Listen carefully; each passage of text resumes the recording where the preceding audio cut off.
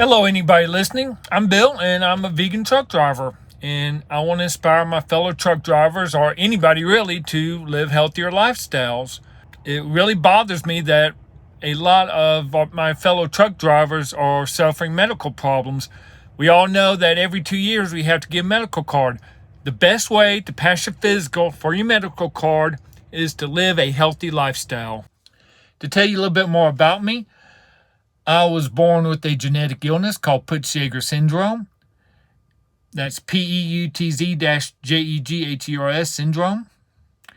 It causes me to get polyps in my intestines like crazy. Most of the time, it doesn't cause me any real problems, but when it does cause me problems, it's really bad. I've been known to bleed internally several times. I had my first surgery when I was like 7 or 8 years old. I started getting weak internally, and I just felt weak. And I was at recess at school, and I told one of my friends, and he got me to go see the teacher. And they called my mom up. She took me to the hospital, and they were like, "You're bleeding internally. We don't know why." It was the polyps. They did surgery on me. It sucked. I came home. I lived a normal life after that.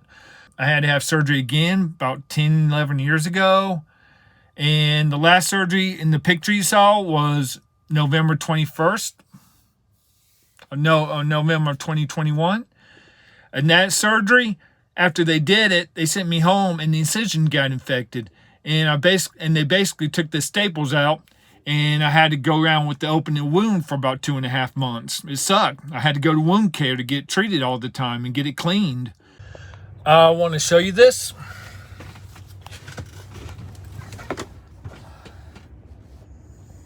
That's my stomach. It's all scarred up from all the surgeries I've had. I also have a hole in my chest. I know that doesn't mean I look too good, but I'm proud of those scars because it shows what I've overcome. I used to eat very unhealthy.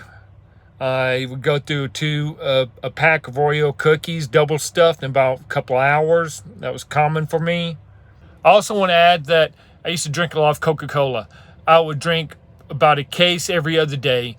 And I would also stop at the Love's truck stop when I got fuel and get a free refill of Coke. So I was drinking a lot, I was eating a lot, and it was very unhealthy. At one point, I got up to 260 pounds. Over time, I started my health journey. I listened to this scientist named Dr. Rhonda Patrick. She talked about, on a YouTube video, talked about how IGF-1, insulin growth factor 1, is a chemical that's in all animal products. It's not a bad chemical. It's good for you as long as you don't get more of it than what you need. It's good for your brain. It's good for kids growing. But if you get more than what you need, it's good at helping cancer to grow. Also, at one point, like 7 years ago, a geneticist told me that I have a 97% chance of getting cancer because of my illness. What she did was she showed me a list of cancers, and she said, "Oh, you have a 20% chance of getting lung cancer. People with your condition have a 10% chance of getting liver cancer. You have a percentage chance of getting all these other cancers." And at the end, she said, "So altogether, you have a 97% chance of getting some form of cancer." This bothered me. I have family members who have the same illness, and they've done scientific research, and they say she's wrong, but I trust a geneticist.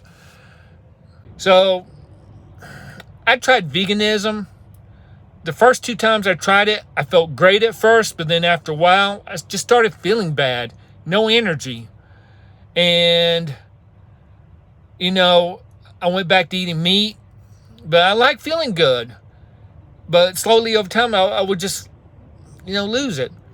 So the third time I tried being a vegan again.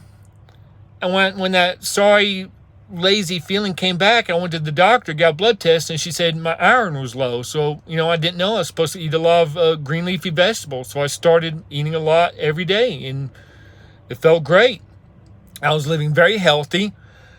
I was working out, getting good sleep, everything, meditation, anything I could do to be healthier, I did it. Except for one thing. Everyone told me I needed a cheat meal. I was like, yeah, I need a cheat meal. So My cheat meal, I chose to be alcohol. I was doing flatbending at the time, and I started, I would drink all the time. I love being drunk. Just a quick correction to that. I drank all the time when I was at home on my home time every weekend. I did not drink when I was on the road.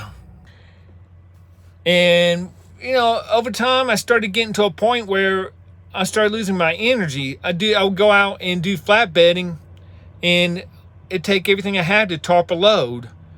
And my heartbeat was always high. And I thought, oh man, my polyps are bleeding again internally. So I went to the emergency room. They kept me overnight, and they told me it wasn't my polyps. A cardiologist came in and told me I had a heart flutter. I was like, a heart flutter? There is no way I could have a heart problems.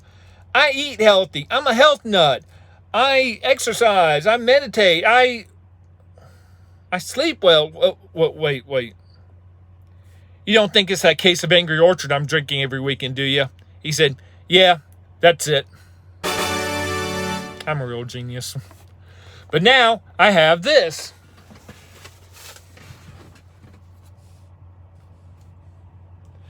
That's a machine that's connected to a device in my chest called a loop recorder. The cardiologist put it in there to monitor my heartbeat. He shocked my heart to get it beating right again. That didn't work. A month later, the loop recorder said I was still in a heart flutter. So they did an ablation. That's why they stick a needle in your groin all the way up to your heart and electrocute it to try to get it beating right again, damaging it a little bit. They got it beating right. But then the day after that surgery, I wasn't feeling good. And every day after, I started feeling worse and worse. And I thought, it's probably just something normal. I just need more rest. But it just kept getting worse. Now, I was scared to go to the emergency room because of COVID. So, after a while, I finally just gave up and went. And it turned out that during my ablation, a hole was poked in my heart, and I was bleeding into my pericardium. That's the sac that surrounds your heart. So they stuck a needle right in my chest, about right here, all the way to my heart, to drain the blood out. And I wound up in ICU for about 5 days. So, I love drinking, but it was time to stop. So I stopped. So now I'm a complete and total health nut. I can't believe I have overcome this and can exercise really hard like I used to. The last time, a few months ago, I had a upper GI, which is where they stick the tube down your throat, and a colonoscopy. And the doctor told me I did not have any polyps. I have never had a doctor tell me that after such a procedure. There's always some polyps. The year before that, I had 6. They took out with the scopes, and an extra 3 they found with MRI. That's when they did the surgery. So I went from 9 to 6. 9 to basically 0. I still have to have an MRI, so I might still have some that they don't know about yet, but it's looking good for me. And I think it's because I became a vegan and live such a healthy lifestyle. Maybe I'm wrong. I came off my diltiazem. That's the heart medicine I was on because of my heart flutter. Basically, I just ran out of the medicine on the road, so I just didn't get refilled. And I still felt great, so I didn't worry about it. When I told my doctor this, my general practitioner, she seemed very concerned, like I was not supposed to come out off that without talking to a doctor. If any of you are taking heart medicine or any kind of medicine, I was irresponsible. I was stupid. Don't do it. If you want to come off of it, talk to your doctor. But, eat healthy. Try to live a healthy lifestyle so you can come off of it. I think the reason my health is getting better is because I'm living a healthy lifestyle. And I hope that you guys do too. I was thinking about this. I've had people tell me that they just cannot stop eating their meat. They love their steak and potatoes or whatever. And I get it. I loved it too. It's delicious. But feeling good is so much better than the best tasting food you can ever imagine. I think the problem is that when it comes to food or putting any kind of bad stuff in your body, whether it's alcohol or bad food or drugs or cigarettes, people know the pleasure they're going to get is immediate. The pleasure you get from living a healthy lifestyle and feeling good, that takes time. So we all want that instant gratification. That was my problem too. And then we, eat horrible food and we're chasing that pleasure all the time, just like a drug addict, basically. Yeah, I'll compare eating bad food to doing drugs. I don't see much difference, Basically, when you die from eating bad food or not living a healthy lifestyle, you die a slower, more painful death compared to drugs where you could just die from a drug overdose.